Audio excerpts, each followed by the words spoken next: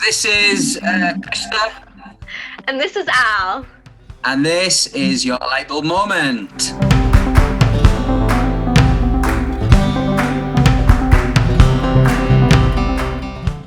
Hey Al, how's your week been? Hey Christa, amazing thanks. It's been half term, so you know what that means.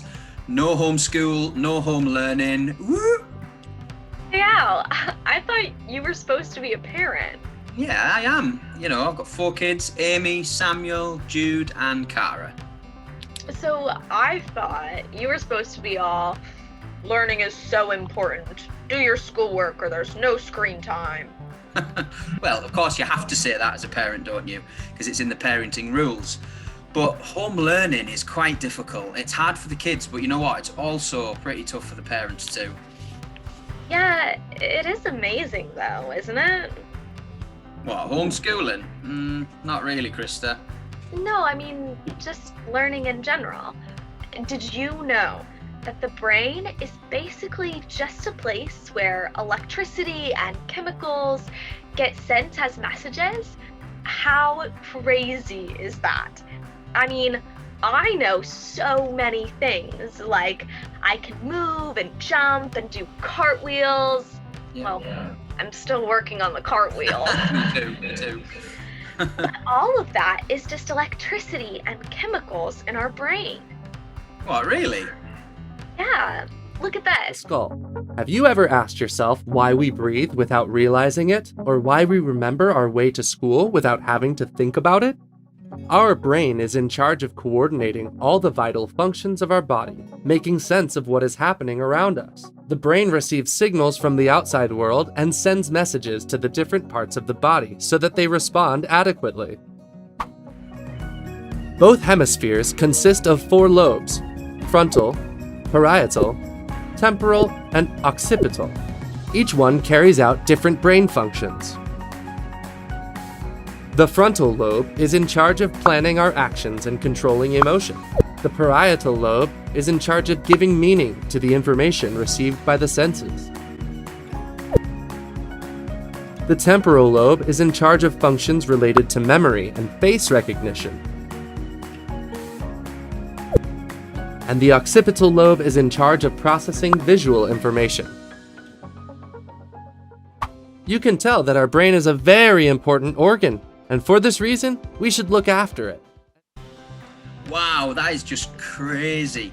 You know what I can never get my head around, Christa? Like, when I know my kids know something, and they just like look at me with this really blank look, like, and you're like, come on, you knew this like 3 seconds ago. How have you forgotten it already? Well, you know, Al, it isn't just kids that do that. In the passage that we're looking at today from Philippians, is straight after where Paul has been talking about going for the prize, which is God, his kingdom, his way of doing things, and ultimately heaven with him. Then he starts talking about people who know this in their head, but they still just keep thinking about nothing but what they want.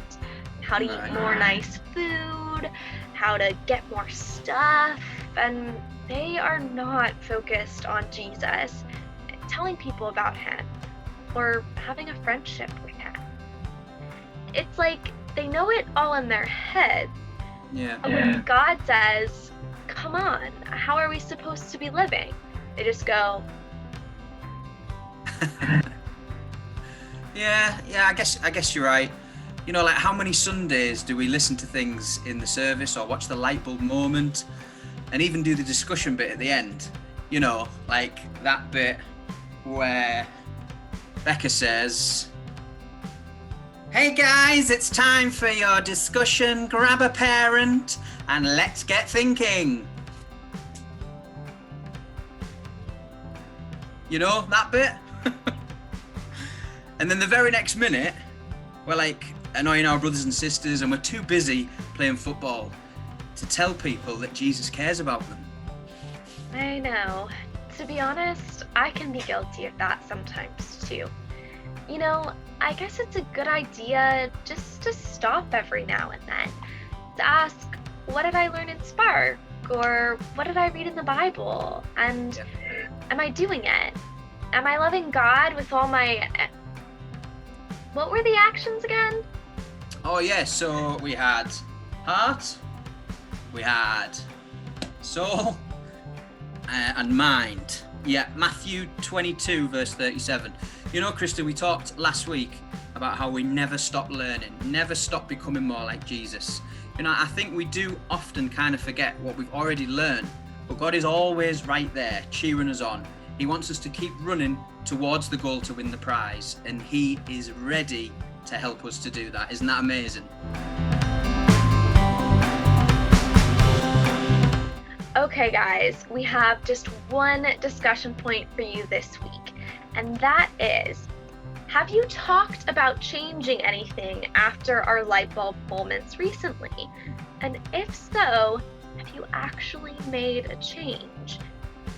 Is there anything you need to stop or maybe start doing so you can become more like Jesus?